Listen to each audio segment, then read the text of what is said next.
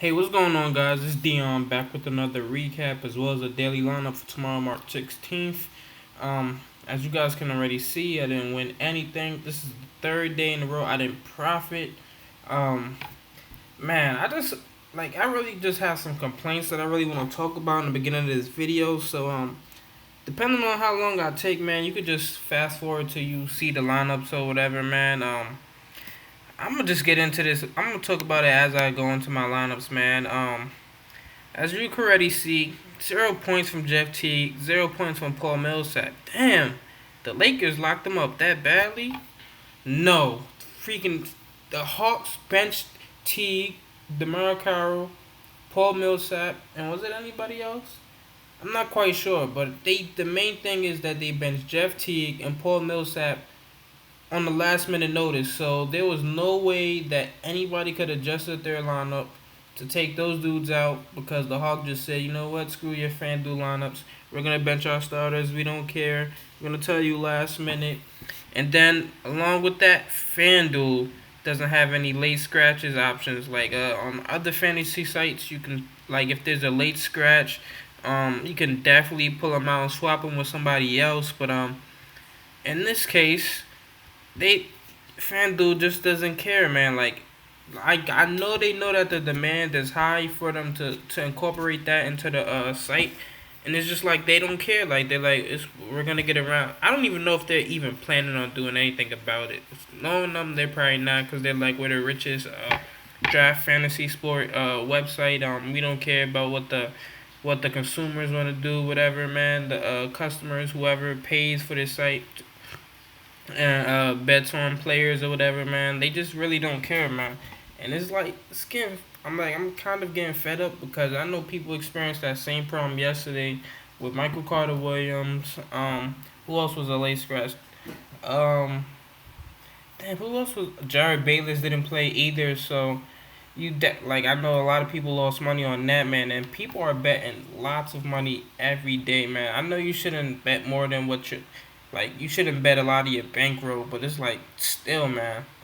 Like there should be some kind of there should be a system in place where you can swap out players if they're a late scratch. There like yesterday there was no injury report for Michael Carter Williams. There was nothing that said he was probable game time decision. Nothing. He was good to go. And I think I saw something that showed the Bucks released like 5 minutes before the game, or no, probably like 10 minutes before the game. It had a they posted something on Twitter that showed the starting lineup, and that had Michael Carter Williams in the starting lineup. And then right before tip off, they listed him as out.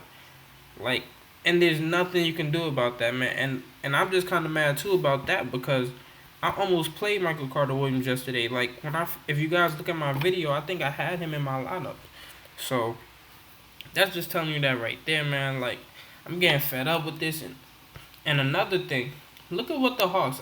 Look at what the Hawks posted on Twitter. Like this, how you know they really don't care. I gotta find this. Um, they posted it. Uh, they definitely posted it. Oh, right here. To everyone in our mentions who is losing on FanDuel because we're resting players, I'm not even sorry. Like, come on, dude. Like now they're just being assholes. Like, come on. And like another thing with fan. Oh, I'm showing you guys my lineup already. It doesn't even matter at this point. Um, another thing. I'm gonna go back because I'm gonna show you guys my other lineup. So another thing. Like I just lost my train of thought. That's just how mad I'm getting right now. Oh yeah, this is what I was gonna say. If FanDuel supposedly has a sponsorship with the NBA, so what is the point of the sponsorship if there's nothing like they just that tells you they just care about the money. Like if you're getting sponsored by them or they're sponsoring you, whoever whichever way it goes, there should be some forms of communication that tells you like they have to like there should be something that they should put something in place where they have to tell them like before way before the freaking tip off, man. Like I'm like come on, man, this is crazy. Like I'm at a loss of words right now because I'm tired of losing money because of late scratches, man. And this was a good lineup. You telling me there's no way Like, look at this. I'm 255. I can't even find the line. I wish I knew what the line was. The line was probably like 300. Because in one of my other lineups where I had 290, I was at like 15,000. So, probably another 10 points would have been at the line. So that probably would have been 250. So, you telling me if I get 25 from T, there's no way that Paul Millsap and Jeff Teague wasn't gonna get 25 today. Those two, those two guys alone was gonna get at least 30 maybe. 30 is the minimum. Probably Teague probably I could see Teague probably getting less because he's not getting over 30 every game. But Millsap he was locked in for 30, and Teague was locked in for 25, and they probably would have exceeded that. So that's just pretty upsetting there, man. Let me look at another lineup. And this just shows you I'm unlucky. This how you know I'm unlucky. Kyle Korver breaks his nose, and I think the second quarter or the first quarter, I can't remember which one it was. I think it might have been the second quarter. But Kyle Korver, he finishes with at least 12 to 15 points. 12 to 15 points. And what and 16,000, I'm at 16,000, and look at this. 10,000, man. I'm pretty sure 10,300. If you get a score of 300, you're at the line 250, man. So it's just really stressful, man. Like being so close and you just can't win anything. Like, man, oh man, I'm gonna get off this because I'm really I'm just upset right now. So let's get into my lineup for tomorrow. Uh, Kyrie Irving. This is definitely dependent upon LeBron being out or not. If he's out, man, you just know Kyrie's gonna take over. He has a great matchup in Goran Dragic, so like him a lot there. And I'm actually speaking of Hawks, man. I'm actually gonna play this guy once again, Jeff Teague. They rested him, and they say he should be ready to go tomorrow. So like him a lot there, man. Sacramento's one of the worst teams against point guards, so can't go wrong there. Even though they're kind of bad against almost every position.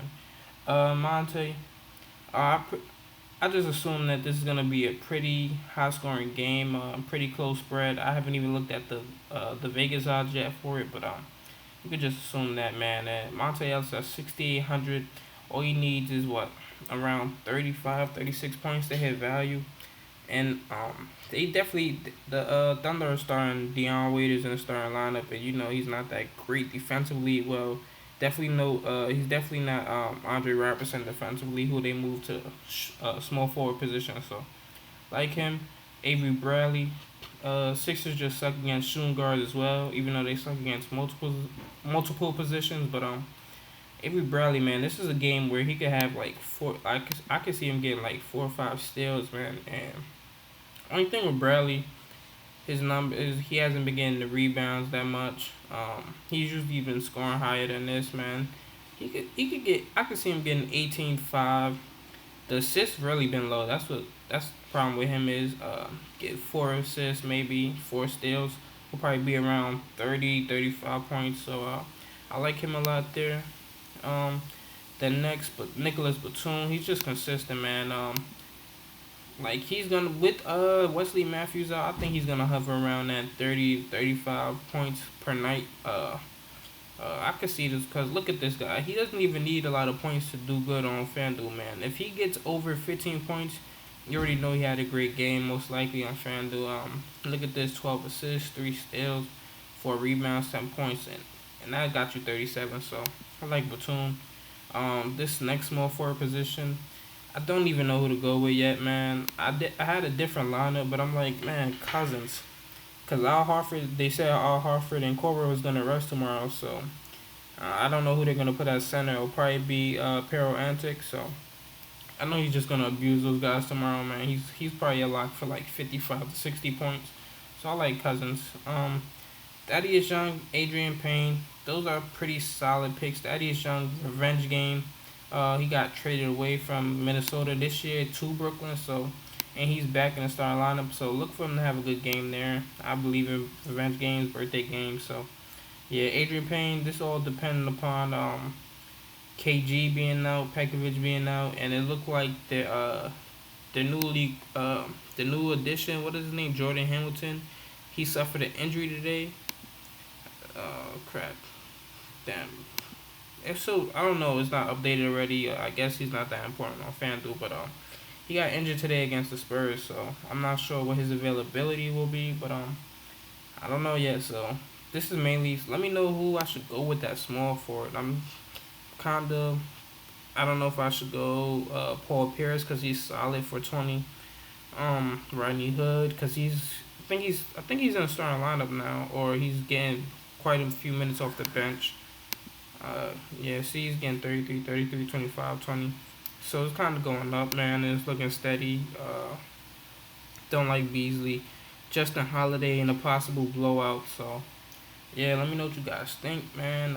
That's about it for today. And basically, I'm out of here, man. Sorry for the little rant. Peace.